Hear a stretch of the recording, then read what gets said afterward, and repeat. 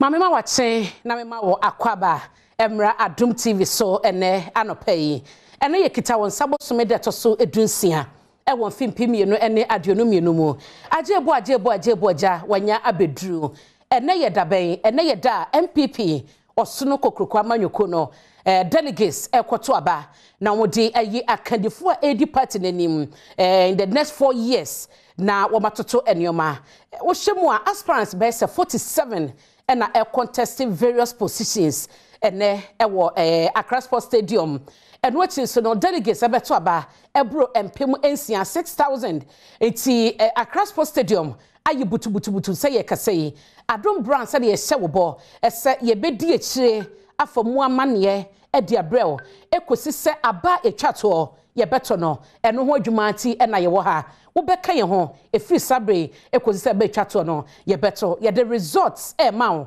said ye ko ene said ya eba ha eye Adom TV edia meje so ene abena pokoa ahwennie mame na se na me se nyame hira ma ese watusu Adom brands ite ye Adom TV Adom FM Asempa FM Ensira FM na adomonline.com na ye streaming na ye de abato no mu amane nyina no ye de ama o ubetumi so akoye social media handles ye live e wo Facebook wo Twitter ye update wo Instagram ye update enti no ba bia be fa bia no update no eto so saa ye bedin komo e wo hatew na ya hye mene ye panyin pa ba ko a waka mensa e wo ha ene be hwe san kitawudie no ye be hyase e de free chairman na ya hye enipa so a e contest oba baako ewom eye daviama na ebra na campaign ni ade ekoso no waka sembi wo so no anya hwekra no opese ode eye entete pa eneba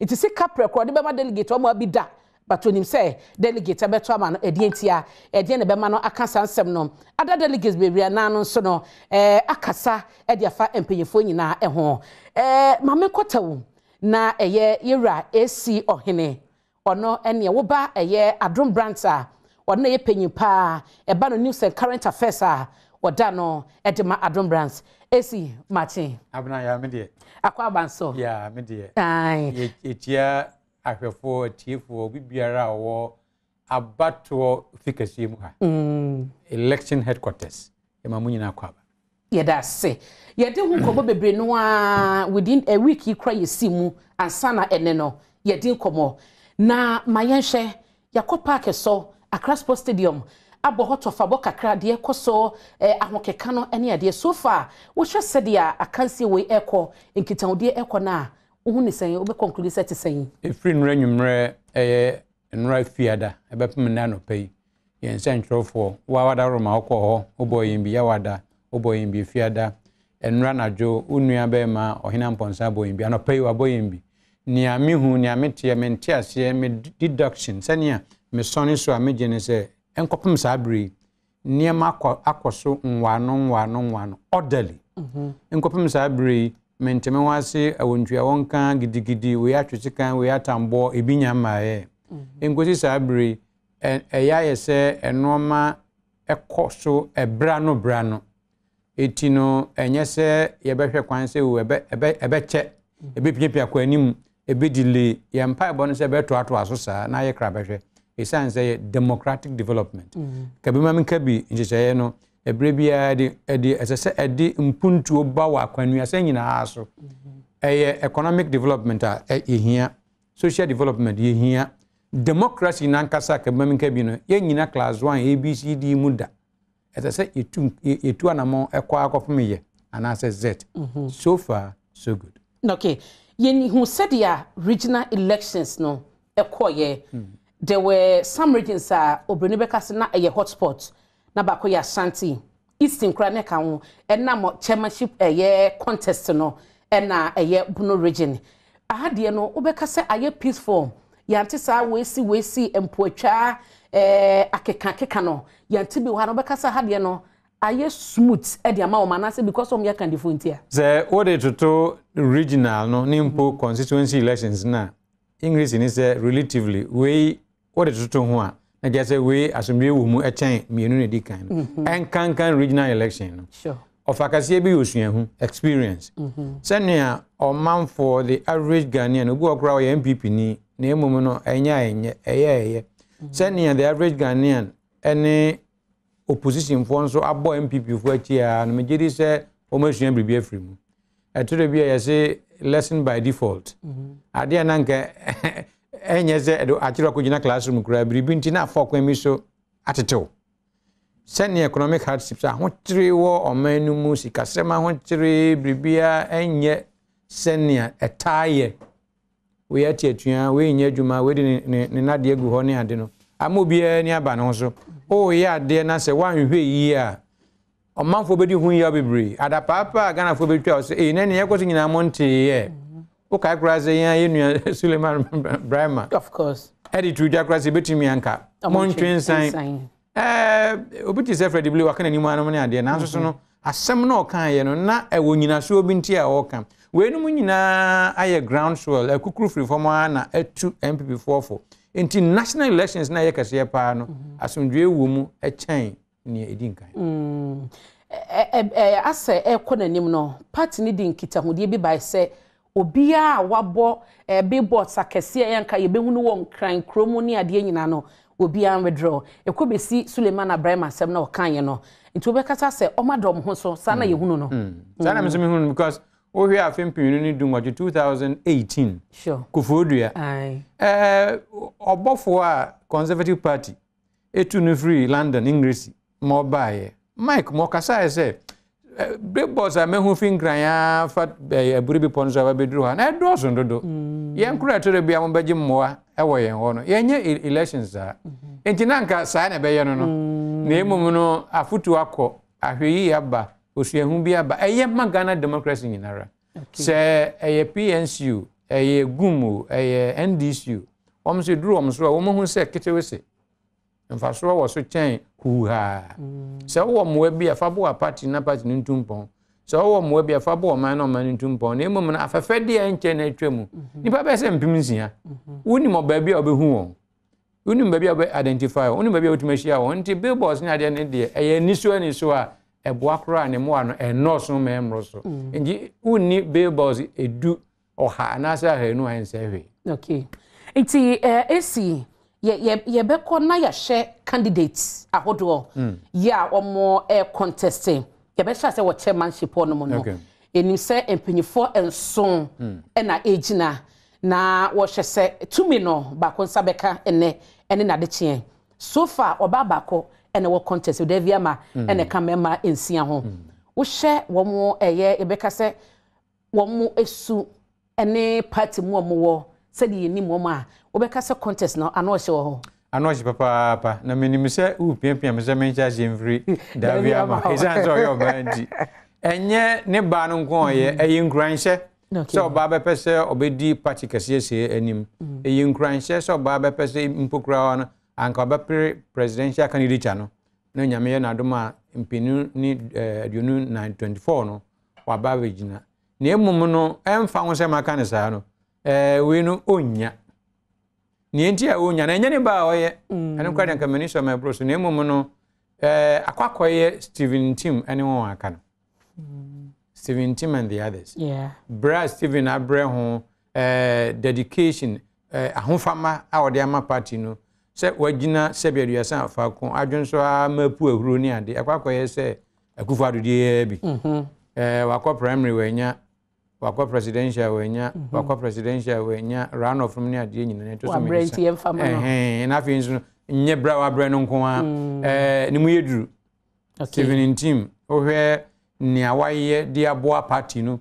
ye the middle belt she nsa se middle belt nyina ka e campaign a ye koi hwe ho ye se wa hwe ni yi party na ba ban mu ye de dwumadie bi ama no ye se wa kura mu yi and so on and so forth ajekum kufo a wasom no ma aso ani adodan kwa kufo a wasom no ma aso ani ntin utietie form senia wa ye report mi so me ye report na ye kenkan ye nuanam ye rivals actually ye tietie na ye hwe TV no ne ade a me hu se asamwa boaten wa hoden me hu se won akani bo hoden ne ade a na emum no first among equals senia English for kan no me hu se Steven ayensu ntim Okay. Nti yehwe Stephen the 5th time a obani. Eno na ema ebinumo enya hope no say ne we ne bre e na so no. So far as a contest momo maba mu nyina no. Ye se dan obi a waba miensa krompo edi na chikura say mababa ku mienu miensa edi de waba atoso enum no. Eno na ma ne chances no ebro others no so na. Madinga kasa no ka ho bi. Okay. E wonzanya no nko a competence nso ka ho.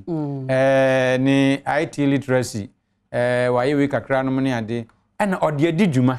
Okay. Ode adi djuma party no ode adi djuma wa ban ni mu. Ne temperament ne na bufu ene sane na ho so emotional intelligence na de nyina ka bo matisen. Won hu so you bi o abotre ekoto zo aba wawe ya be gro ho adi atam ne ade anwe yi a obeye kra se metwum afi party man hwe yi a obeye se nwa a ye de prayer na apane awo no obetwen akom ewe num nyine no wampa aba na se odaba obedi ntwo ye management waye no ne ade a ofa bi no eyaketua metewase reward ofa bi no nso so yese ye de wo asi insani ani akariu ehunu se ne awote ya sone wo so ya jewatum ntimi hu se obro aka no so e was a contest we mate nti ye befa national chairperson ho na so chairmanship position no na ya share in orderly no said yo mo edin no eda ballot paper no so na ya ma wo mo ho ayese nchemu kakra wo mo nipa ban ene adeko a wo mo aye esi nti we de obeka me ho ye befa Davi ama gifti asantoa aye wono na ye de no ebedi kan na on so we buy as me na me ye ya nka baka se me ye me chauvinist Davi esi order number 1 Matias nti Davi ama da number 1 na me esi wono so so na ye oba odi kan a wa ye party omo national treasurer na wo che so do no oba ye treasurer no ade obetumi aka de ne sesi ne bu ene se ocheche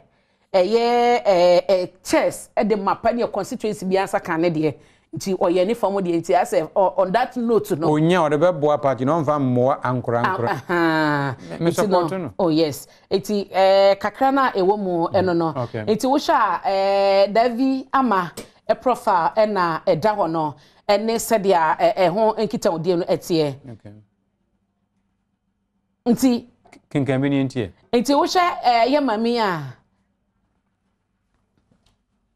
Osha ya mami ya Davi ama na edai Davi ama gifti asantoa aye baby aye wo nankasa aye enkran mantami mu ya eba profession se ni dwumadi a wadie pa na beka se communications expert na wasanso aye economist a se wohwemu a eba no ensem twadwan ma wadi mu akotene etine career positions no na hunu ewo hayi say a friend of the media ye ba no sem twadwuma na se the medical kan wadi mu akotene bebre na no na watchro columns ahodo ne articles newspapers ahodo mu nyina no na chese ne bylines ahodo Davi ama Dimples Junction ni nyina eye mami ni nsano adwuma no ye member e wo National Media Commission wasanso ebe ye member e de ma District Assemblies Common Fund Credit Approval eno so e wo han ma ye mami the background kakra eno no nti wo sha ebra na oye a National Treasurer 2005 no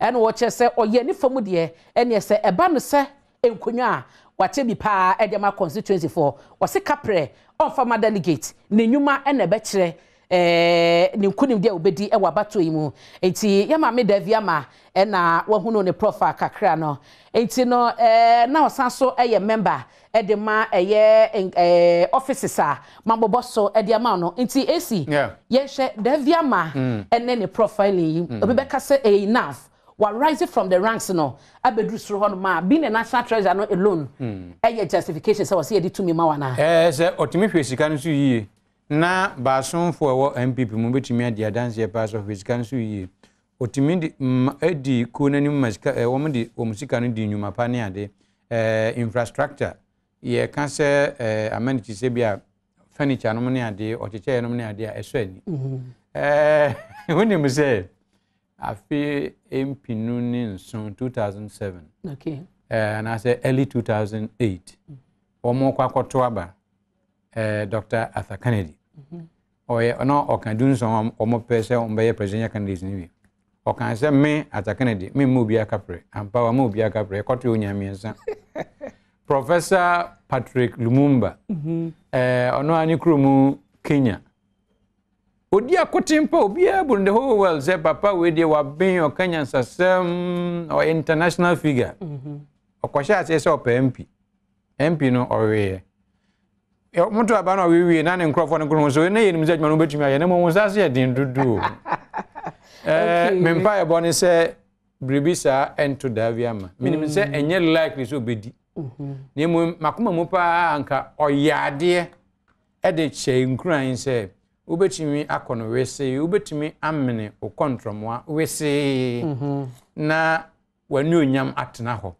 ebi ochina bi obepaja ebi the next time oba be chairman na say the breful will be a fatal be man I respect her position ampasa o mesika ampasa ne nkrofo ni agent say mesika I respect the position sa e na Ghana kabim kabi amanyo no say ekeka ko okay enti na obibeka say sika na nkwa ana say ono anim ne ho say obetumi atue sika no de ama eso mo ntoma no ene sa de amenkoboka ne ntumu tene madam ho so because ese se yenyina ye di politics na chi ni enim se de amanyuko ene emu akandifo omo petumi a omo ye no se de TV secretary bi beko ewo contestants ni bi akache nti se wo decide se me ntua de a na che se onim se wa no onko ba bia o enya ne sa se nipa o se sen nsia kan enson na ejina yi enson na ejina nse enson na nyina enipa bia wo mo intelligent enough wo mo nyina nim se ba ko pe na bedi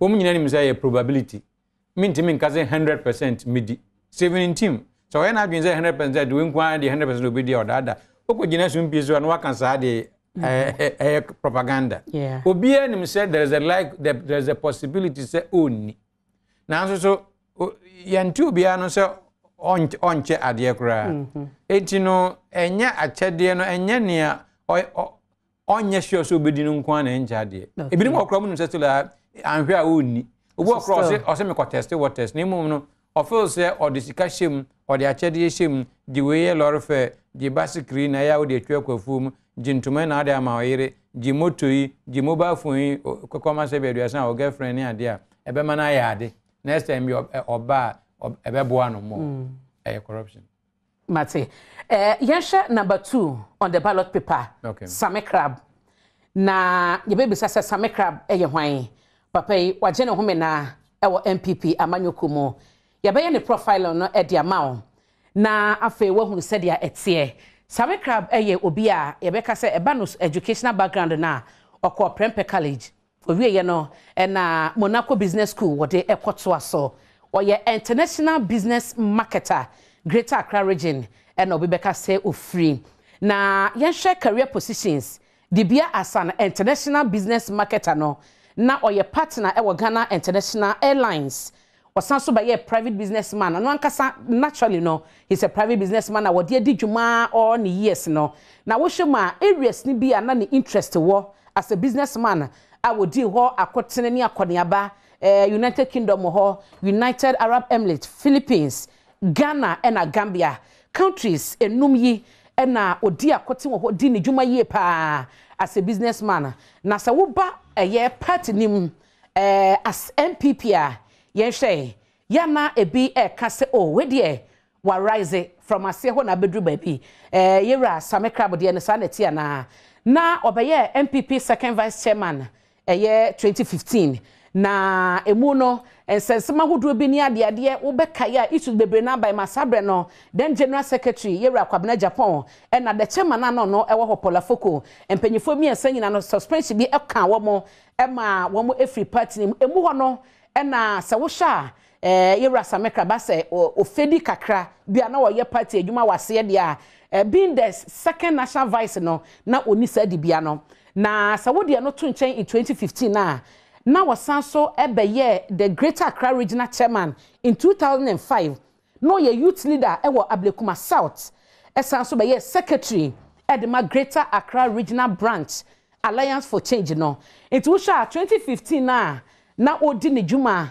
ese second vice ewo party nim no mo suspended no in 2018 wasamba so person be contested na emu no party e disqualify no even 2022 dey ye ka ho asemi no wasan so e file ye e kofa forms ne ade na opese on contest no na bebre na susu dey see 2018 no e besan si the possibility be a disqualification e beba e san se be si ene no officially no party no en communicate ye e ma Ghana fo hunu se suspension de to no so no mayi enti no osan be file krompo na okọ file ne ade no na be hu se vetting kwa na bia na disqualification bia ba e kwa wi achi no omo approve no e ma no e contest order number 2 e wo chairmanship ballot paper no order number 2 esi ye hwe Sami Crab profiling kakra yi e dey na betumi aka e dey for ba bi ogina ho ne metumi aka ne se o hwe se odi wani bo aprofa politics sa democratic dispensation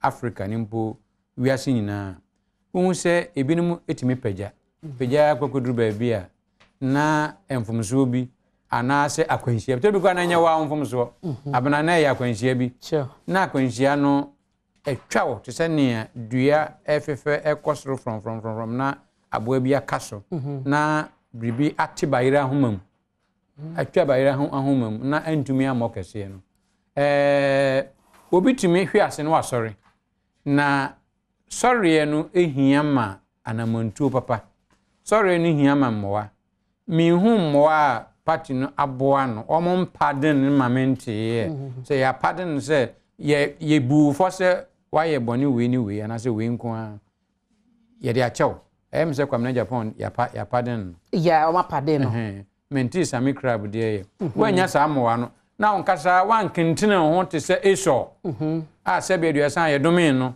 na emu no nyanko o force na papa ka kire ni se o kentene ho a nyankopon e de oboni be friu na wasen apagya me nya hu modemo pa wa bossa sa batu we ye chairmanship Sami Crab ye most unlikely we as bibiet mi sinemu na be ye nwa pa so obedi e san se omanfo adwen ko no so pa ye se ya jewa to abusuanu mu a ho enni tima bia enuru hoye se ne mfie nkwani bibre a ebia reformation obetimi a reform ne manhwe yi a na nkasa ne opagya free form a nkasa waka wadi chairman wadi we no baby a ode nani asusu no anya na nkoboa okay ansha na ankoboa enti Sami Crab na yegusoa edi ne ho enkomo no na social ye number 2 ewo ballot paper no eso ye be number 3 na number 3 ne Professor Christopher Ameyaw Ekumfi na papa nso wo hwema wadi ne djuma party nim wa ye ne famu de e de aboa party ene delegates na ebekire na ye hunu se de tie Professor Christopher Ameyaw Ekumfi order number 3 ewo ballot paper no eso ye papa ni foni ne da ha waji ne chichi no na se ye hye ne profile no Professor Christopher Ameyaw Ekumfi ye hwan wo hwemu a oyobi a ba no profession or ye educationist esanso ye politician na Adisada College na waje ne titiye de efriye owieye oto aso wo University of Ghana University of Michigan USA ho nyina okoje entitiye na emu no ofribunu East ho na ofri ankasa na wo ba ha say ya wose the career positions no the bia as an education and a politician no edien na wode eyeye wabeye dean our Faculty of Science University of Cape Coast afia pem ahankron aduokron sia edukosi afia pem ahankron aduokron enwoche wasanso abaye acting pro vice chancellor University of Cape Coast afia pem ahankron aduokron ensia pro vice chancellor University of Cape Coast afia pem ahankron aduokron miensa National Secretary Academic Staff Association lecturer and the hall tutor ewo Kisley Hayford Hall UCC Director General Edema Ghana Education Service GES afia pem ahankron aduokron edikosi enfe empim mienu 1999 to 2000 enti ye papa Christopher Ameyaw Ekumfi professor ebano career as educationist no de ode ye eno no na politically eba manyo semu MPP mu no edien na waye yenhwe 2008 na Techiman North odo na ye wo mo emra se bedwani ewo ho ya obesi wo manan ewo mrase bedwafie na wo ye member edema MPP National Council every 2017 edibesi ene he is still a member of the MPP National Council no wabeye member edema MPP National Council of Elders 2018 till date say yakasei ogosu a member edema National Council of Elders the party no NPP parliamentary candidate Nnawotwi North 1992 afia pema hankron ediokron mienu wabeye Minister of Education 2001 edibesi 2003 Minister of Ports, Harbours and Railways 2003 ebesi 2009 and Nnawotwi North MP 2008 and also the political profile no esi eti wo from 2008 Menkasa from 1992 ankasa kra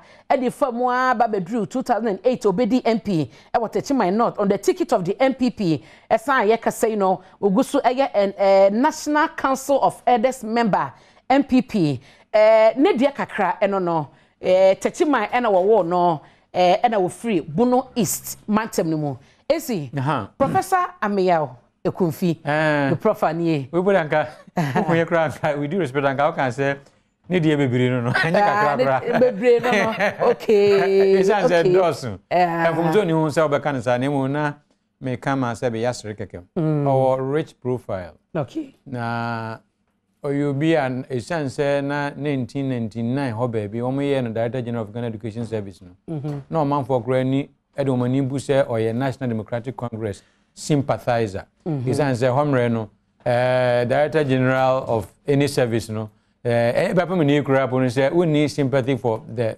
regime party no a den say the man na so no je Kufuor bae anche na ye man no such a position it is odi wani hwe na che say our broad appeal ewo mpanifo animation say onimni djuma waye pro vice chancellor waye head of department science department he is a zoologist obi a zoology no waye first degree second degree PhD and so on and so forth na ministerial position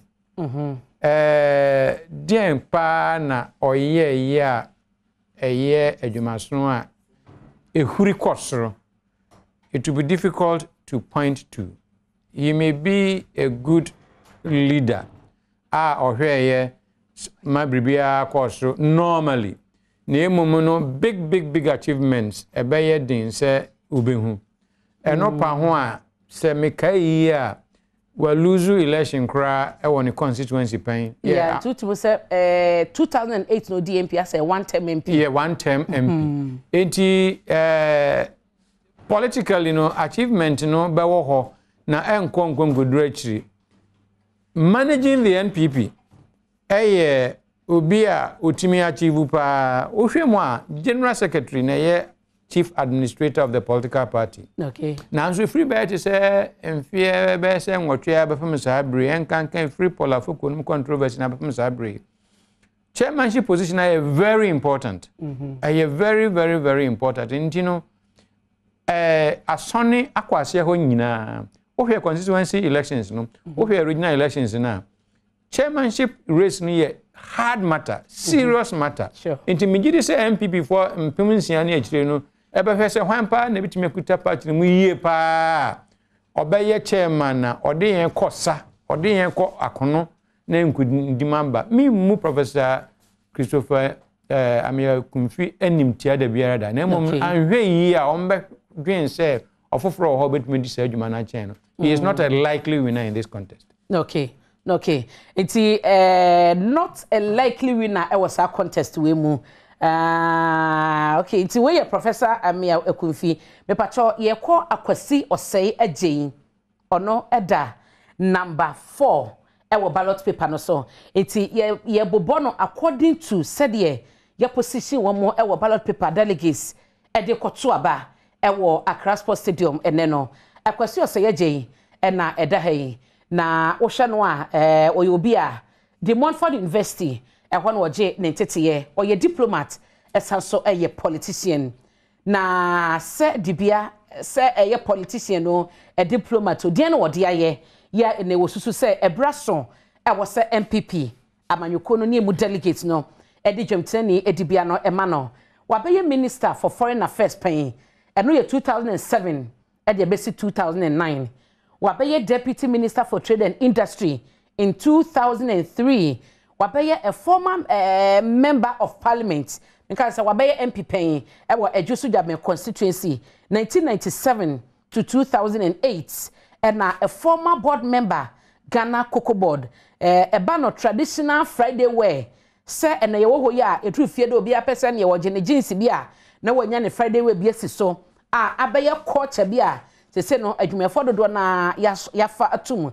eye agwa no okampanyifo a wo mudi mu akotene ema no ebebade e wo Ghana akwasi ose yeje wono ede no political profile no etesen Ejusu Jabe 1992 MPP parliamentary candidates founding member Dankwa Buzia Club na osanso member at my young executive forum afia pem ahankra de okrum yenu no na oka party empenyefo a wo mu gina brane chese eba no asalam down MPP wo mu premier officer wo honom no wo mu tumi etoye agisi ho de ba amanyoko no ofri asante mantem mu enti wo hye kakra ya bia bebre na no ho na kakra na de aba esi akwasi ose yeje ene Friday we wo de bo no ho samra okapanies a omo spearhead ye leader ya etimi bebo ade e wo kroyi mo no wade MP pen from 1997 to 2008 na ohye ho enough abanu ye tu benyami nanso first past the post no ye kan ya ne de medoso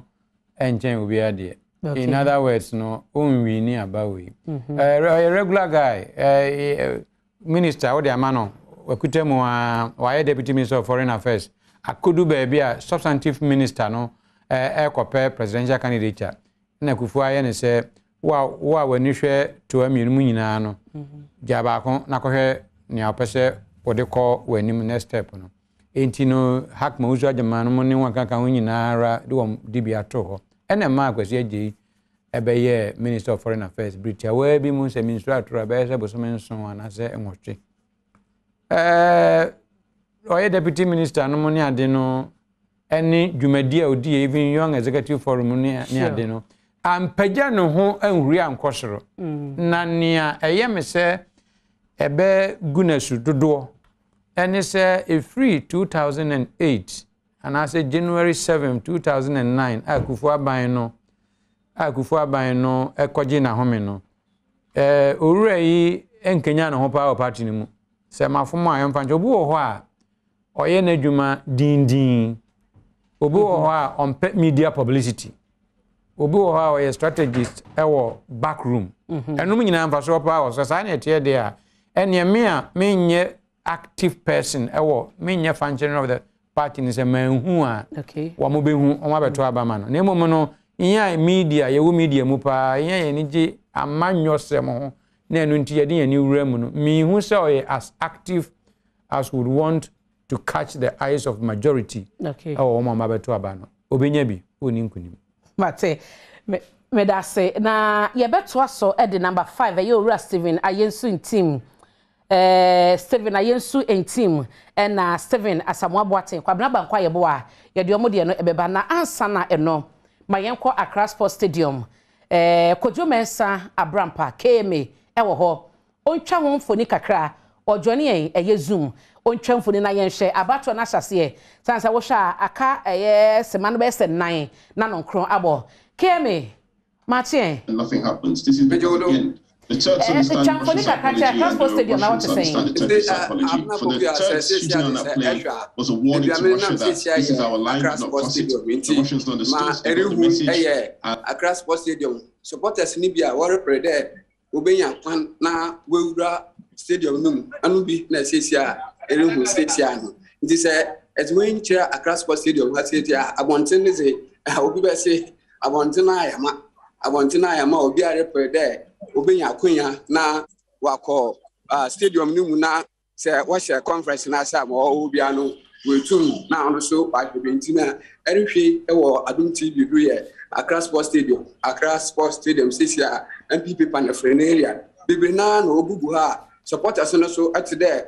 warobo ndom warobo senku na asenti ye ben bebi a warobo senku no na yahwe ma orokodo wo Accra Sports Stadium na kasa this extra gate ahoro na wo ni na baby ebeduru bia no na police fo na other security agencies no wo ojinjina gate ahoro na na wo hwe de wo boban na obiara opede ode okombia no wo hwe na isa ode onya ansa na obokom no wetum enyo no na wetum akom nti se ehwe a wo Adom TV do a obi be say abontin mponi na ohona wo inside no nti se as Accra Sports Stadium dey from Osu side ho cemetery ho side na Ezeba Stadium na kasa ni main entrance le say ehu there nipa bebre na wa bo apedo wa ha e bi ebedu say ya supporters ni bia worbo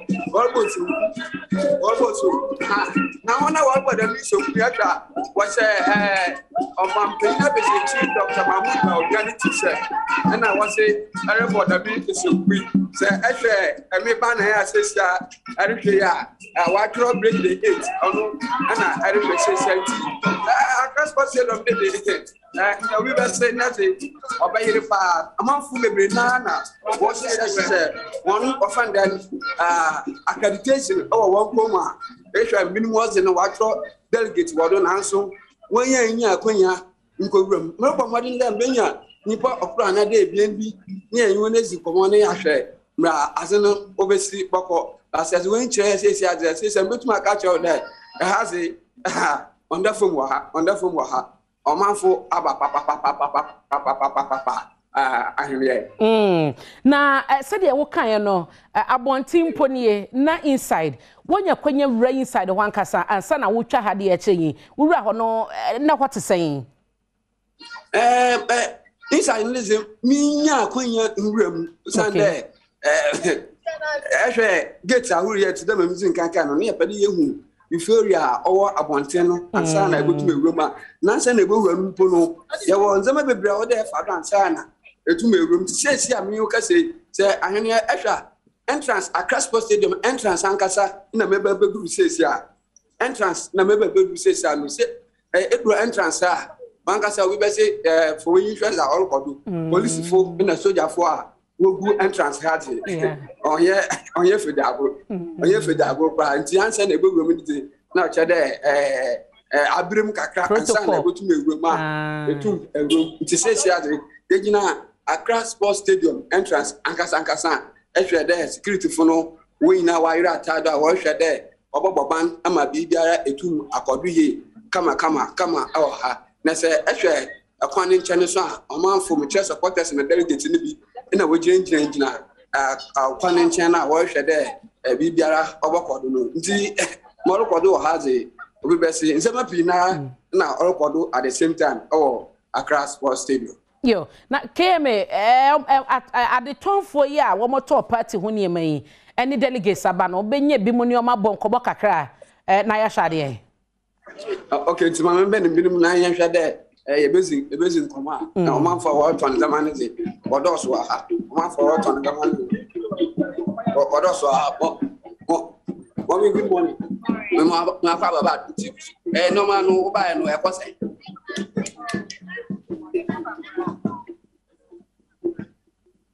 send now we expect no sana ebo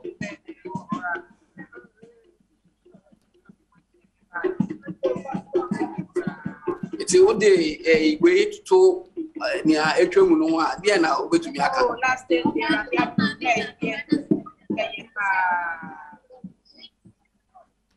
but say I feel no mo sha say ti bia nipa no sha dan ba ntina okay.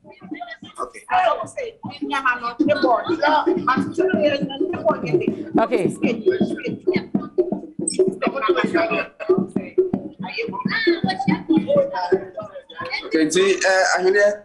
as a system nti ama zaman ton no aye bibia ho nti se rehwa bibi zaman kotina oton ton ha mo bi mo akwa baba na no ma ton no e kosan yento wa kumpe no small you manage to be about say what just 100 What's happening? The back some once someone make it. Now, all day I feel waiting, I know to do near ya. What to do about your man? Headers are good to support. Or what is the game, Mama say? By headers are good. Would be like headers are not good to himself. Hear me.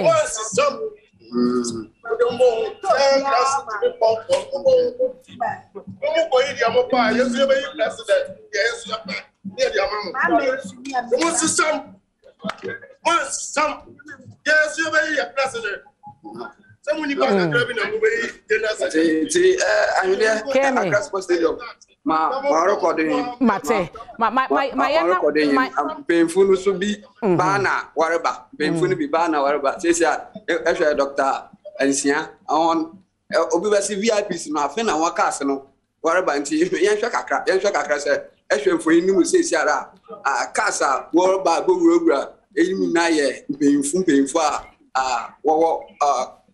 MPP says I said, extra car now, my pen says, and I own the Peter McMillan, not say that may carry him or share there. Over to 1 man finding out where it's my oracle.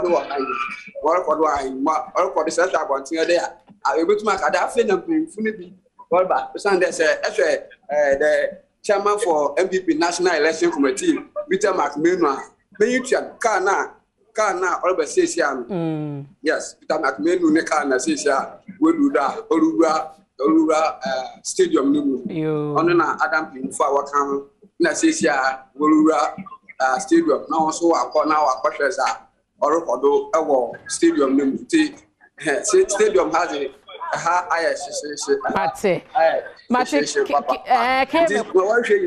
Accra Sports Stadium. Okay. National Delegate Conference or maybe outside the stadium and you can for you or Adom TV do. Mama for Ofi and Ghana Afane in Asu, Eguza or Hassia. Casa, MPP being far, says one more opinion, no, we were Stadium Lumina, or the Okodu of Obiano also was within Miam as a quarter, MPP National Delegate Conference, or Okodu or Accra Sports Stadium. Stadium no, ne abundant na yet, says ya, you the name for you, actually.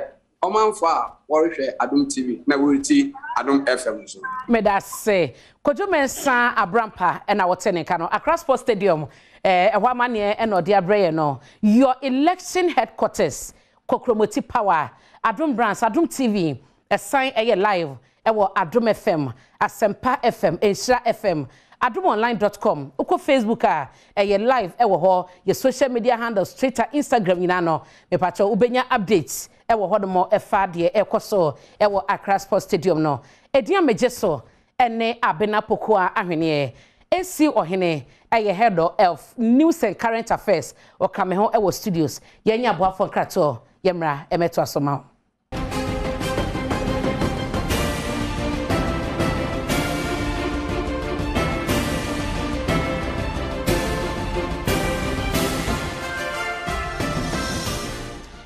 Mame mo akwaba biemu emra Adom TV your election headquarters Kokromoti Power utie Adom FM memo akwaba utie Asempa FM memo akwaba ena se utie Nsira 104.5 nso a memo akwaba kesepa na kojo mesa abrampa wo hye Accra Sports Stadium aboboa no onamu ene ema ni bia etonton party huniema edi nkobo no wo mo chese marketing ye obi so betina ase fiti anopa ebedu sabre ya no nkonabo no chese ye toshe edwanye enyoma nkoye obode tutu 2018 die course okofodia na chese wedie enyenyenyenyenye esi ewo musi bebe na ekase kroma ye hye ade na nka wedie nka party ade se nka nkrofo we sen ka was business no koye o abena sebe o musi ha edwamu de na nso no ense hwe se anye bia wadi be mfie aduasa ne akiri freeze woni free won se ya ka se ya tohwe da Brunya mu ye ntohwe amani hunu ye ntohwe yekoye ikudi eid ye ntohwe me ne matifia do mentida say yes aye yida eye ye mbobre ni nsuban say ye di dwa ye mpese nkrofo be hum age nyame nko a na epese hum ntino eno ye ba ko ne to so mienu so ye afi na no nkron abo ntino ade nyanchi ade san ya ye mu nyame sombo eti wodo niema egu ayi pampaso na o twen a age nse ade asansan na enti e bia be peja season be peke ba wo sha mood mu ni omanim ya se ne shada nye encourage madwade no ekoyi bia ka be koyi omanim sere ni ade aka ma economic ayi no wo ho ye serious pa etinye bia ni ho na emomu no party niema ni ade ndie ye nyina yenim se candidate no kra enso no yeso obeto ama won ene yesi ento ma enche ma ye hu se o che na nso no they have a means of still doing it me de me nyin ni se ahokire no nko anti na obi an ko entokra omunko fie no na obi anya ni dwa kakra edi okay na ansana ye beko chairmanship ballot no so no number 5 ye Stephen Ayensu team ye beko no so na challenges bi eboba ye ema asate no akra no communicate free ye repeater makmano enchemba ye ene so mo ne aspirants no esia adi nkomo about album proxy voting no eni ade me tibe ho ase bi story wo mu a na ase yade watimu aka me bi aba amenu ampagifo ye so mo kosia albums no wenye de candidate to so mienu ban original elections ne kwampu na ye hu de course a na test con de ya na ekofa assemba ye original elections we Ashanti region ha ya so no test con sensem asamba mo album no wo sha she no because over 6,700 delegates na ekoto aba no nti ya na edien ene ma ye drew sa point na omo beto to bibia be we na album abeda na isi mo ma present the my electoral commission managers no from so ye di nkan abon abaso se aye orderly na emom no we no ye sebe ye bon wachi ye fault on isan se omo ye omo ne meyi ankan ma ne sa se ohwe pa se omo bi ti se India na India itimeto aba nipa million ahenkron 900 million no more to aba ohwe a relative orderliness ekoyi bebre se nipa empimnsia abana nipa empimnsia kwakoto aba na se mentemo ase eba mu we se na ka wo se midin ekọ electoral roll no so na midin ni so we se edin amode akọ electoral roll no so no wo mo every test ko mu de daada wo mo nye students bio ebinim kura tukwan kwa brochiri se bi we kura wu no ne ade a na efakese every managers of the election no isan se eyadwuma keto akra answer now kwakoto aba no se we sure say we no ena edi fata se kwakoto aba no se ohata odi to abontin odi ma edadi ewo ma efa wo ho no ho se nea onte ase no eba beka ne enti a onte ase se motena ho na mokama esie enye anopa ye kwakoto aba enye wia na we atwese kan we se mempene no mo ne ade regional elections, constituency elections. I mean, tell me what's to me my about when we a delay half of a day. Yeah. Madika can say, one more electoral exercise in Yakasi. And they India population about 1 billion. 1 billion about 1 billion. Nipa kwakotwa over 900 million. Illiterates quite nefi at the electronic devices at Twaba. Yeah. Tescon. Tertiary education, university for polytechnic and polytechnic in universities, training colleges in universities, one more degrees in Yakanka. And he said, Nipa se kwakotoa ba na se controversy ba, se nya abro, se obi pese unya unfair advantage. Na ye ni ha, a obi anya na adwuma yi. E honko an de ni ayate ni ni ayehu no ye bua managers of the election no ye bu on for sale o madwuma no anso ani esi anze bosome ba ko ni fan ko atwam yi the same thing happened ejina ka utu na mo akọ anim no na nka ese o siesi ansa na watu sa na mo esi medase na yehwe number 5 ballot paper ballot chairmanship race na Stephen Ayensu team yentie ne ho asem kakra Stephen Ayensu team Kumasi Ashanti region eho na chese ye wo no akasa Asante Mine Secondary School na Vrongo Senior High School ona okoye University of Ghana and University of Minnesota no so okoje ntete kakra ne professional kasa no oye systems engineer ya Bunu East eho ena wo free yehwe career positions as a systems engineer na uba hanoma wo chese oye systems engineer edema electronic data systems EDS incorporation ewo Michigan USA and na director edema Binsco Associates Accra managing director Espan Company Limited construction and engineering services company wonso no odinijuma managing director commercial printing firm Ditra Computer Images ewo ni watemota wono na ye penyipa woda no ewo enkran ha board chairman Aquadro Company Limited and also be board member edema Electricity Company of Ghana national board chairman Lands Commission 2017 and the 2021 eti ebalo ne career as a systems engineer no and amede ama no yansha political profile Stephen Tim wabeye national vice chairman 2001 ekosi 2005 national patron Buno rep ewo national council no so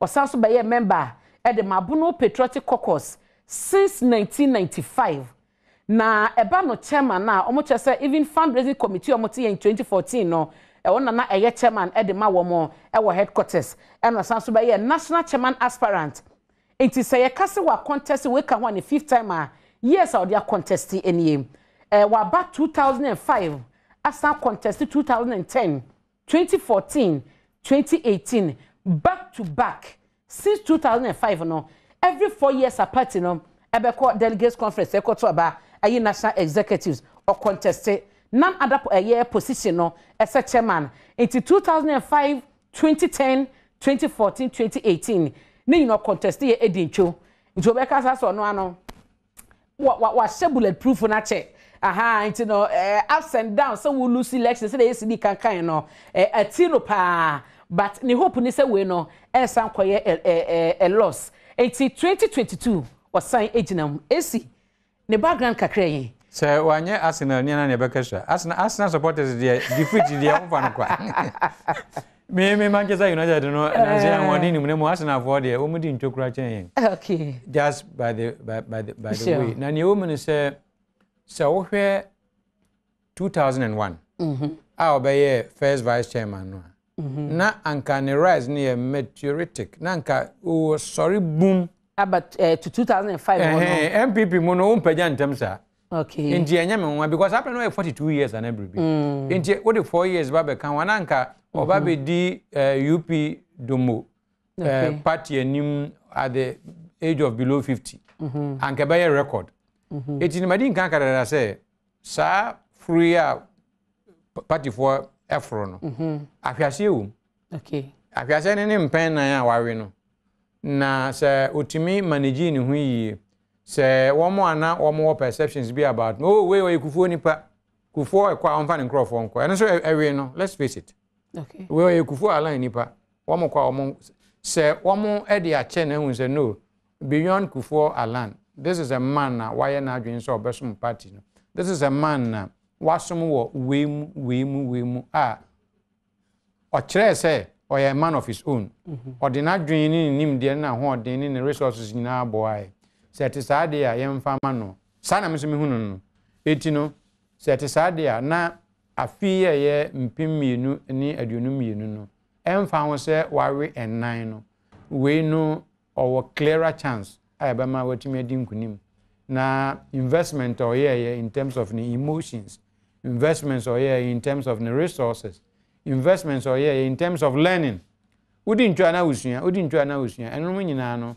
na wanya so mfaso na de kodia o wonti ankwankwot na fie de kodia o wonti bi abahekura na ne yire ni na busuafo so ho aye yiye jama ne nka na ompene no wa ma adadi okay medasi esi enti yemfa Stephen Asamoah Boateng ono na oda number 6 Stephen Asamoah Boateng 2022 ya shase ya no oko siga ono any penyi na woda no aye State Interest and Governance Authority siga na yenhwe Stephen Asamoah Boateng prof adodo na fre no asabi the political limelight ebano communication papa yi owo ho na yenhwe konongo Asante region e ho ne ye wo no nemo no eba central na ofrim professional or your communications and marketing consultant kono Dumasi Senior High School and okoje nentiti second cycle University of Ghana to aso Henley Management College Oxfordshire and also so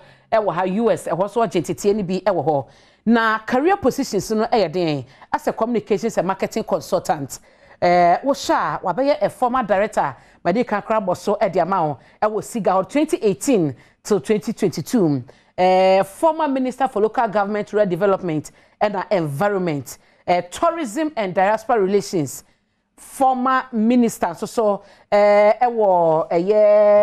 information and national orientation former chief executive officer state enterprises committee 2017 marketing consultant American medical system AMS Pfizer Pharmaceuticals no wamo fabino no Pfizer won't ye kra no covid bremo no yete Pfizer enka unsa ni nyina no covid ho so enro mode ba ye chese enkonko pebi ni enwo no na womo so edi mu akotene business advisor Edma business link no London eno san so be housing officer Edma Royal Bureau of Kensington Chelsea public servant ana position ekita no store assistant Ghana medical stores Kumase political profile ene also ope national chairmanship position no womontoma no wabaye one time in Fansima West constituency womo emra sebedwani eno central region na eno 2004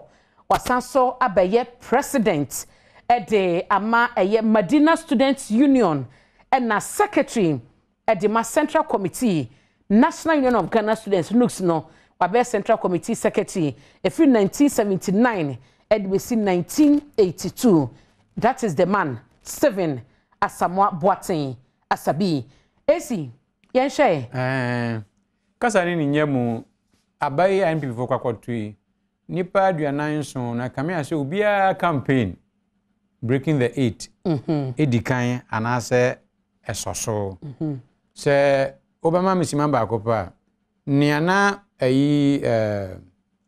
Mr.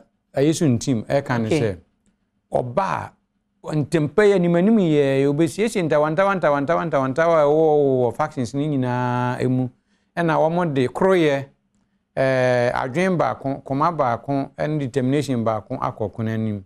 That is a strategy. Asamoah Boateng na fe yeba Stevens so onso the Stevens yeba Asabi so Asabi se obehwe na nkrofo nyinya wo monwuma aye wo party ni mu na oyobi nsuso a nani adin owo energy any combativeness obetimi ni energy for ede afeso na ni hia pa a refi na ko chikokofa yenchi ni se wo mu nyina de breaking the age no na yesusu dua a wo mu di huduma so wo Asabi ya in terms of government inside inside government ye adwuma no wa ye chen 17 okay minstratra wa ye chen wo ma kan nyina na nia ebema ebia obeto so mienu a ontumi ni kan ni se 17 apre ache Stephen team ewo more of diplomacy emotional intelligence onimo kwan a yefaso ni nipa edinkita ho kwa akiri let us face it Asamoah Boateng you be a temperamental kakra ono ankasa kan say metimi ni NDC for their face no ono ani suman no kan o combative bia na ebre sa bre ne ye 1992 bre okay sa bre ne ye obetadubu ahembre ono kra no wantimi anwini kufu o ye more diplomatic ne baba wini ye okay afi wo hwe Stephen Ntimwa or Asantini Bununi. It's not about tribal elections. Okay. It is about how you connect easily with them. So, Oshe swing regions now. Bono Ekahumbi and Bono Muache. Nemo a half more homely to NPP. For end more homely to NPP. Nemo a strong Bono East and the other one Bono Ankasano. A swing at the central region. And you will be a one who free ho, now connected very well with them a plus. Mijiri say womo asi ahemfo mpemnsia ene akiri no a ne womo kokodi sa adwuma no womo he sa no ma ni ade nyina enoma bi ano boaboa te se nsunsan ekobosu kase mu eboa Stephen in team as opposed to Stephen Samabwati. Okay.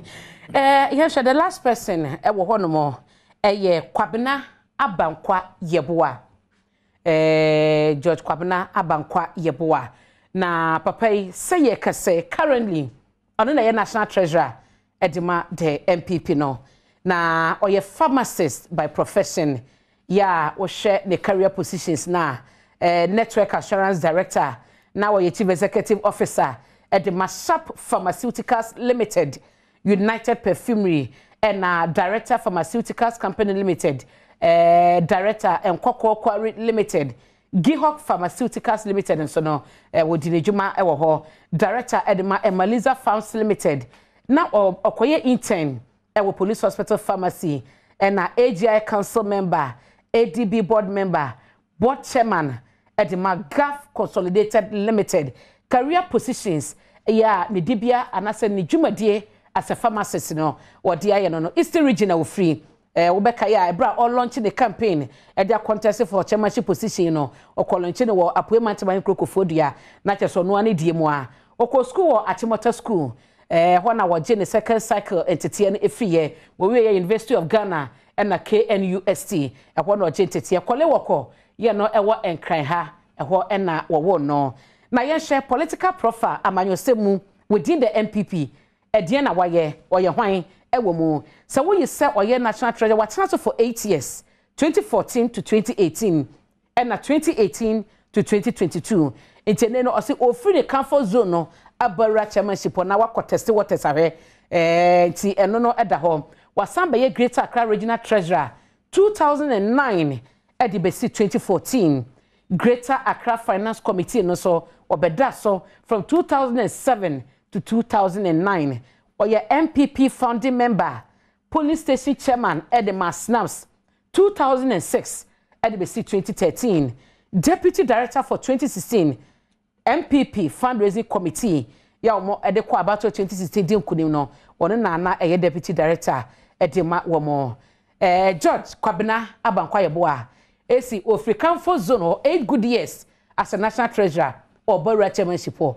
agayehu esikafo ye treasurer engankan ma na mema aye financial secretary support won nanso ohye bia nam okay yenkan obabia say esikafo ye treasurer omo pagya nko baby edino perfectly right or to me say oh yes sir ohwe ni campaign na yes breaking the 8 ohwe ni campaign na or say alternative dispute resolution and obey use na ntawantawa wo party mu nyina wa hwe siesie san say division ya wo party no mu say wo de ko akono de na Dramani Mahama ne NDC kokokra afei nipakro ya ese wo hu say party mpanimfo no so wo ko ma homeji a bo wo ye mobo pa enti no ope enyuma ma mabunu no wo ye very active no na ope enyuma bi ene resources bi ama woma some party na o mabankwa bomrewa. These are laudable ideas. As to whether obetumi aye is another matter. Why treasurer ewo NPP mfie nwotwe. Enti na obibe busa se abena oye treasurer mfie enwotwe oye national officer. National executive member no. Dien nsusuye no de ba ya sa empowering functionaries, empowering party executives no ama. Na so ono so betima tete no say eto de bia se unkuta owoni ti ankasa unni owono so control moye me chairman afi na me ideas implementation e be adwuma no ne ade ni support fakesia be free Eastern region okay ohwe ni adverts ni bi enkankan TV adverts ni bi na ohwe regional executives e can be amano ne ade obviously no obenya support of Eastern region ne moye nkai say abna regions near Makumaku Dunsia and Eastern region yes on there, but in terms of population, a third only behind Greater Accra and Asante region. It is when you support and free other regions near there. Obenya manibi, the money like is obeying. Okay, see, me da se George Abankwa Yeboa na yɛbɔ ne ho nkɔmmɔ ɛma wo no na yɛbɛkɔ Accra Sports Stadium na yakɔhwɛ ɛhɔ mfoni kakra sɛdeɛ tie sɛdeɛ akɔneabadie no ɛkɔ ɛsɛsɛ egu akwan so asat ɛda me kɔbɔ fa hɔ ɛyɛ yawoda na nwumrɛ ɛne amane adakyɛ ne so de ba ɛnura nyina no na kyɛsɛ bibia wiedru me kɔyɛ kra yawoda nwumrɛ na nsa na ɛyɛ nura fie da ne ne no na wɔn atage regions ahodoɔ baabi obi abɛtena na sanso ne ade enkonyo ma hyehyɛ enso na wɔsɛba security enra wo share the bokrata daily graphic ene se bomo de ba ya ene na at the front page ankasa ya omo kyese posifo at the personnel 3000 empemiensa ena ekogu Accra Sports Stadium na enti se CN wo sha de ekoso ewo ha enie posifo o magiba bia afa ewo Accra Sports Stadium na police vehicles na esisi heyi wo share wo mo enkrata so na wo mo eka ho asem na aside from wo command center na wo be no na police for na so ebesi baby te se a clinic ewo hon ma ekoba so obi apomode ho kan krompo na obekọ akọje ayarehwe ntuhwe ma entrance na ano hon ma enie sa enete enti from ano gate na kasa de bebo remu ha na ade fura na kyese wo kọ park so no na wo hu sede yakọne abadie no na ekoso na no police for ye everywhere na when na wo hunu se ebi ehye tuntum sa na omo hu za wedie police ni na gina ho no omo sa ma yete ase se enyo obia na behye police uniform wo hwa military so ho enyo obia na behye military uniform enti sa wo ho no ma ebia na de ogina won che krompo no wonim na de ban bia na ofi military ebi krompo da na ofi police onya we enti bambo ho nsem wo grounds no ejina brane enti na wo mo ene na musa no hwe sedia enoma ekonti Accra Sports Stadium na wo hunu wo ha yi nyoma ekoso we ye aba abonten a kyese wo di ewra stairs no so na wo di akọ park ne so ankasa no ho no no enie etisa na etie wo ho na yawie wo eba no chairmanship na yawie yebehwe general secretary no ene wo mo so de efoni no nie na ansana general secretary de beba no ma yenko twa ye ho emra na yemfa edin no ema wo ene empanyifo a ejina wo ho omo profa kakra de bema aboafo bi so so yasene ena mama no de ndi amejina ha yi yakoba medi omo ho nkomo edi ama wo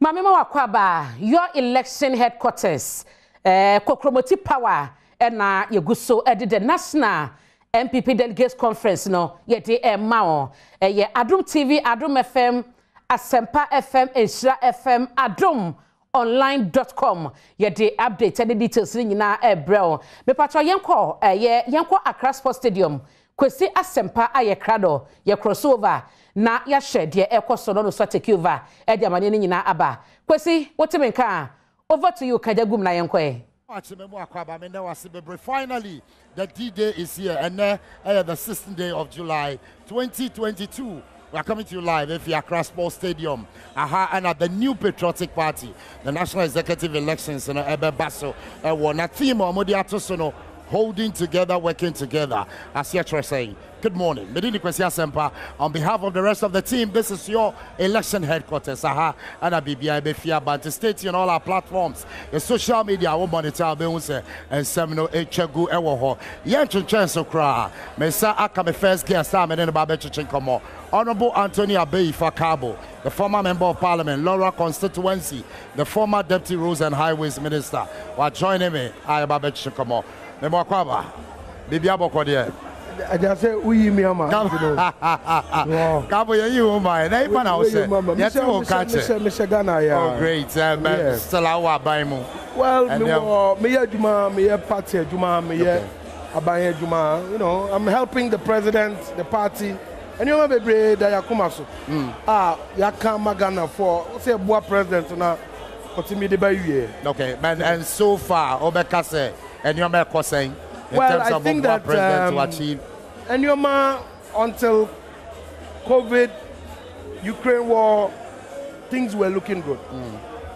But at this moment, meje tum se de ekoso wo wiase ebi ato Ghana nneoma bo akosoro petro akosoro otiase ama ahokyere kakra aba Ghanaian workers for kra atu atua kakra ma ban kra age penie se enokre kola o se ye toso kakra ede madwumayefo enti nyina eka nneoma ekoso wa ba no. Okay, but at least one kasa be jatim say nneoma moye dey kakra. Of course, I mean we must be right. We must be very clear about these things. And nneoma ebetumi aka say we are seeing na dokuna na ye ton wo London £5 and then almost 15 pounds. Dokuna na ye ton no Ghana 1 cedi and then ye did 2 cedi. Of course, nneoma moye dey petrol na ye ton no 9 cedis a liter. And then and number 13 or so. So surely things have become a bit more difficult for families, Ghanaian workers, and the president and the government. Adietum, we're trying to take the people, the country through a critical path. We will get out of this situation. It's not going to be permanent. Right, I'm Sasiano joining our election headquarters. In fact, Adom TV, Asempa, monitor all our platforms. Adom 106.3 FM, Asempa 94.7, Ishura 104.5 FM, Ewo Kumasi. Indeed, Accra Sports Stadium, Adi Adifi, Adi Brel, the National Annual Delegate Conference of the New Patriotic Cabo Mekai. The last time it was Koforidua Technical University, but indeed it's Obinte. The National Annual Delegate Conference. What does it mean? Well, yeah, constituency conference. Constitution, no every year. I would say you hold the constituency conference. And you regional conference. And no, yeshia. And also party constitution, no year biano. I would say yeshia near year regional conference. Okay. And a constitution, no Afibiano, I was a part no etumisia near annual national conference. Conference no ye were more would do. Ye were conference I share the discussing your course of party no. And ye were conference I share a delegate conference. Okay. And no ye baba to aba ayinko for. Okay. Constituency delegate conference. And ye constituency for. Okay. Ye region. And ye regional executives. Say ye annual national delegate conference. Yeah. National executives. Okay. Yeah, and we are next activity election or party no. The presidential primaries. Okay. After today, executives you omono. Omona ye did 2 million no be show omonsa. No mo di data ba. Na wo ma be nomination near presidential primaries. Okay. At the conference there every 4 years we are a conference. But every other year, no constitution, I will see a share near your conference. In the conference, no. All right, then see the last time the Naya Koforidua Technical University 4 years ago. Their course exactly, and what are we to expect this year? Minia, Yanumoya Juma will say, you call Kumasina Wobi, you call Sunyanina Wobi, you call Cape Coast, now Okaoni, you call you know Koforidua, and then you say she won't cry. Dear Dano. Sa pepe she insisai ya shisha yi kama ai eveze kokromoti power MPP ya mamu baby se mun fo mo fidie mbeto se ne ye ne da no sa pepe. Okay, but Cabo theme na that's no holding together, working together. Saying we are see baby yedui America enre ya na America president wodwa na nu se o Saudi Abrantiano or a pariah on Kono, a new Moya Deno, America president, or call Saudi or Copacho, no more increase oil production. Because August year next month, OPEC for your meter Kesiepa, Barbasha, a fuel ye and Hunsam, baby a Pedia Kodu, and Tokwana Kosono, Nina idea, a heavy asset. Right. Holding together there. This is the time we need to hold together. This is the time I was ya boa ya mampani na kwanya anyoma ko Ghana no obenya wondin ehun se ni party etaneti all Babe take here through the critical path, post-COVID recovery, no, we can get out of it and back on the track of progress and success. That is the reason why you have holding together, bonding together at this time. And we are saying 20 years ago, now we did say, Yariyebi Baba, your friend of COVID. 10 years ago, did you anticipate that the whole world will come down to its knees because of a virus? Ni nim say war and the TV masa ni omerisi. But ni nim say virus kiti betumi ama we are say ayede aye. So enya dia obi etina ho anticipate say and these are the things that are going to happen. So we are in strange times in the world. And this is the reason why we need to hold together and get out of this. But Cabo, let me be one of the delegates. Yes. The meaning of the holding together, working together. And I'll say, according to who says, they say, party, you know, Kakra, and Chichemuwum. So it's about holding together. No, and we say, no. more fresh from just to come together. No. We are currently, what is happening in the world, families, simple families are holding together. No, so we are seeing Kakra life. You need to hold together. The reason why the party has decided on this team is that we are currently at a point where we need the party, the government, to hold together in support of the president and the government to take us through this critical path. And when you are in a political party, there are times you need the party to come together behind you. And that is why we are using this opportunity to call the party together. Okay, so maybe Matutumenia, who and Crawford Moshe blue, Yatra security. Are they vigilantes? No. Me ba police ni Ghana police ni Osiamia or say stop. You cannot enter. Only me. Osia National Regional Chairman Bia. I say no, you cannot enter. I a party boy see and a better say, oh, officer, we are regional chairman. Woman in room. And yes, sir, you need a post for no benya a lot of Nyampani Sanso. And think of where party security no. Only electoral area coordinators, police station executives. Only a party for a big crowd to about her. They are not some macho men. I'm not young woman in our own before. Bakubia no NDC. Woman in our party. And that's the reason why. Because opposing for you, they don't know all the party people. No, but in Kamobe to me, I be simple. Be simple. I don't need accreditation. Me chairman of free paga. Obeduan. Onu odi akonya Abraham people. Oba na posini Jojo nu gate. Who visit onu ni party e wa ba mu Oba conference. Okrani delegate party security for in Abema police for say oh pacho manamra. We oye constituency chairman. Manurem. Enuti any edi omo kan ho any police for omo ye aduma. That's the only reason. And you're the same vigilante boys now.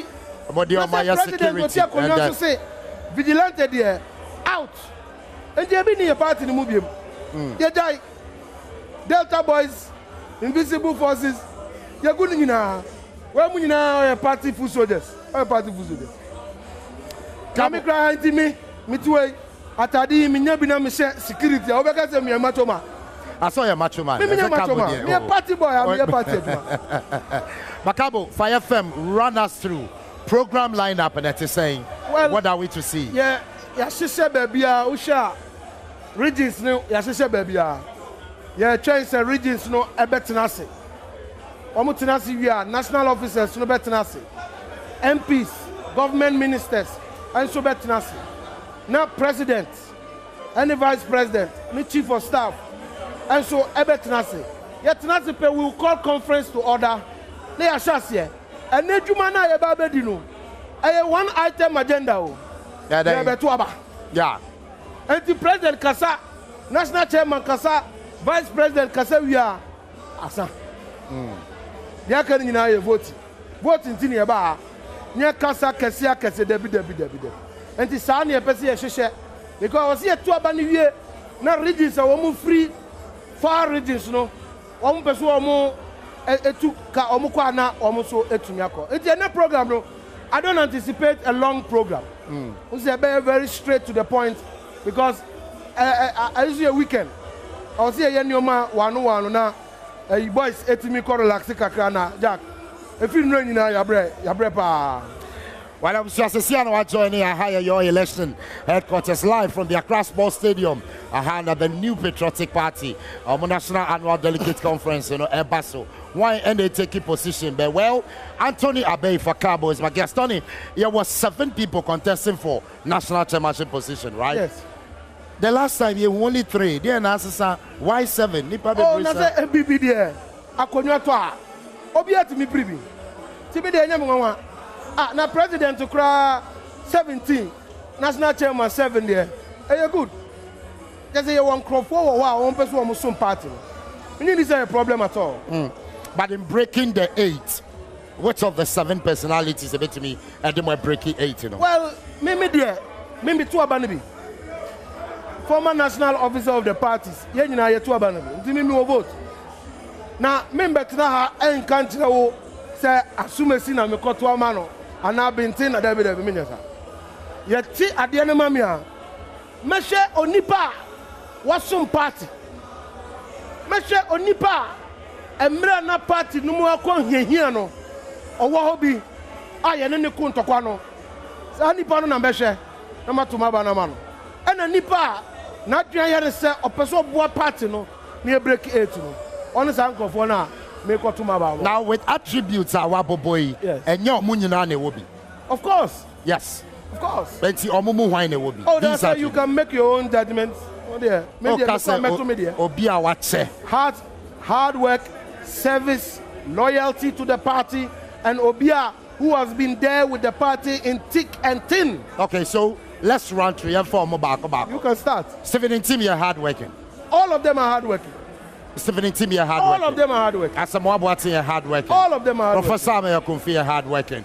So if all of them are hard working, it means you are going to vote for all of them. I can't vote. I have to vote for one.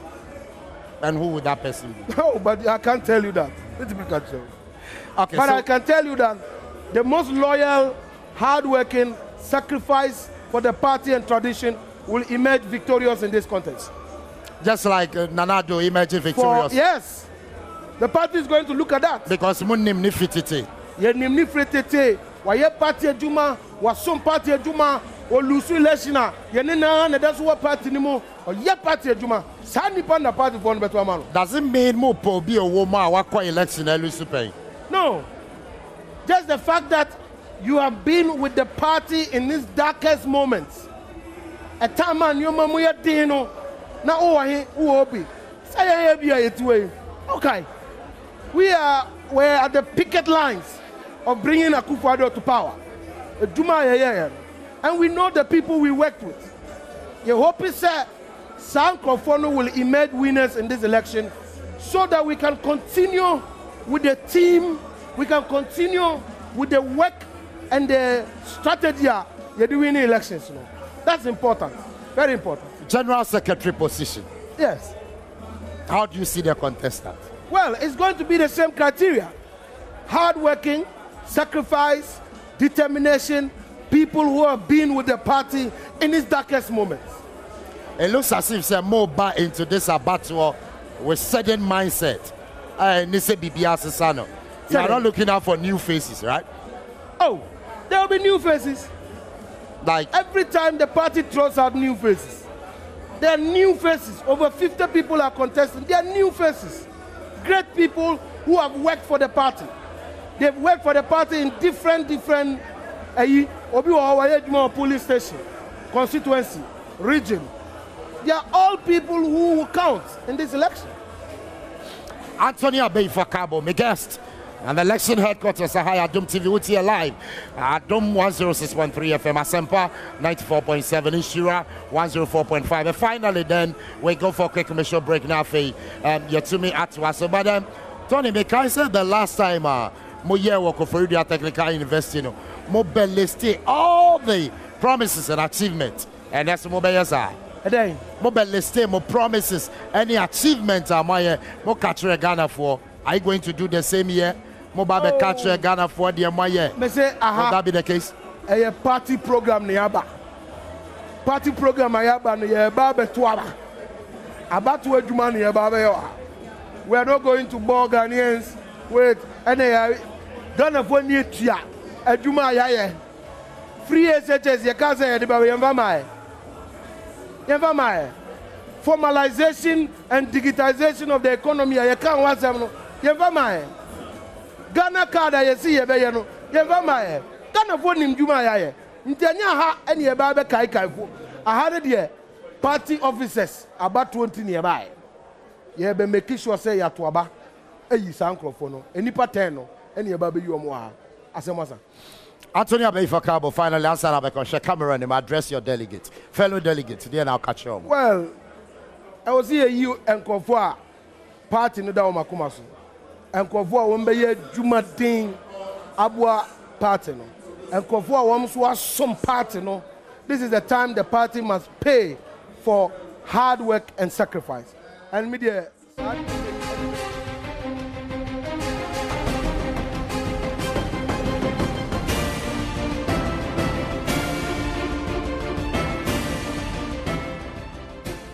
your election headquarters, Kokromoti Power. It's ya cross over to Accra Sports Stadium. You free ho Abba Studios, Adom TV. A sign a live, Adom FM, Asempa FM, and na Isha FM. Uko Facebook ye live. Ya be bonu tell na ya ko homeka kra na ya betwa so AC. Anthony Abeifakabo na Onya Asempa edin kobono. Yenim se pempi omutumi kwa ka we ya be ni eni omubelisi from krenkre to kran di oma ye nyino mobeka chegena. So we de nya kasa tenten. So far de waka nyina na ne tofa bom no. Ohunu so ma fom ho adwen. Se omubai na nka omba beka achievements a oma ye o minor administration yanka omonya reason a justify ni ntie se omuka. So oma na so oma nka so a omonya reason, but this is politics. Mijiri se ba ku bi wa meka ho asem se o se wo ma som party wo ma som party no kre e ho hia pa loyalty dedicated service e ho hia maka obi se Steven Ntim asama bo atin no ni ade na esese wo de merit nso ka ho. Okay, me ye journalist me nimpa se me ye journalist a meka ho kakra me nim football bo it is a basa afe ye kwako bo football and Castle is a very dedicated person. Diamond cotton number 9. Esa now the wimpod drew. Okay. Esa an entire. They must combine merit, capacity with loyalty. So moyen is no so wasum was a we are also dinner and also him so with me and the mouth. Wasum was a be a name wepa was young farmer to me yet. Okay. Sorry, cotton fee. Or moyen is on patting between.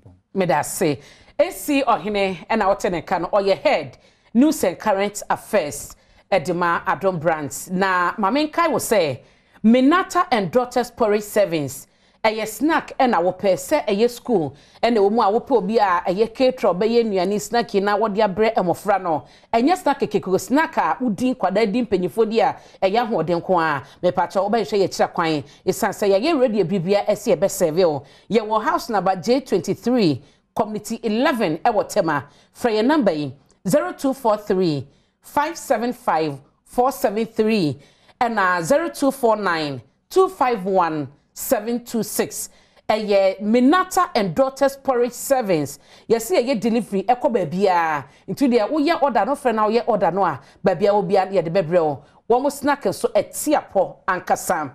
Na chop shop lunch papa bi meti e manoya dindindin. Ma wie Minata one more porridge de bay my ho adwuma wie kama.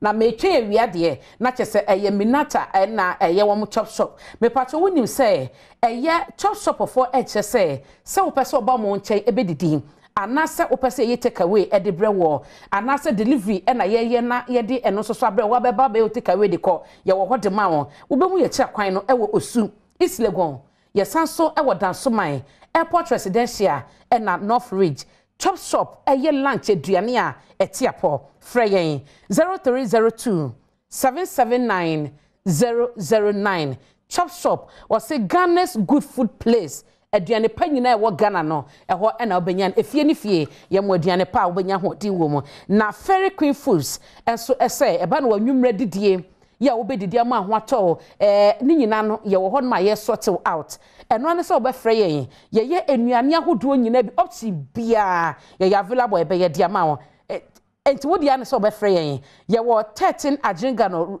road East Legon Accra freyen 0546 317 614 eso ahene mame na se eso be kan ye ho edia meje so ene abena pokoa ahwenie ye de esi e wo ha Adom TV so na so duba ko pepepe ye besen ba biem na ye de wakọ live na ye di nkomo ba hye no so say ye sori Adom TV so no Adom FM Asempa FM Ishra FM egusu ekọ live Adom online so no e wo live join ye Facebook so no obenya no live ahye ye koso e wo stadium ye da wase nyame hia o ese wo kan ye ho ye besen de hye mu biem yakra mo